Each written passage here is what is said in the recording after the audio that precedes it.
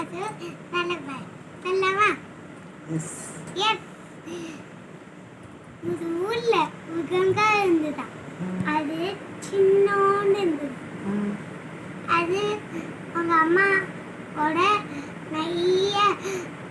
இன்னொன்று நிறைய கங்கா கூட இருந்ததாம் நிறையா குழந்தைங்க அப்போ அவங்க அம்மா அதை கையில தூக்கிட்டு போச்சான் கையில என்ன கங்காரு கையில இல்ல வயிற்று மேல தானே இருக்கும் வயிற்று மேல தூக்கிட்டு போச்சான் எச்சி தூக்கிட்டு போய் அப்படியே சாப்பாடு ஊட்டிட்டு வந்துதான் அடுத்தது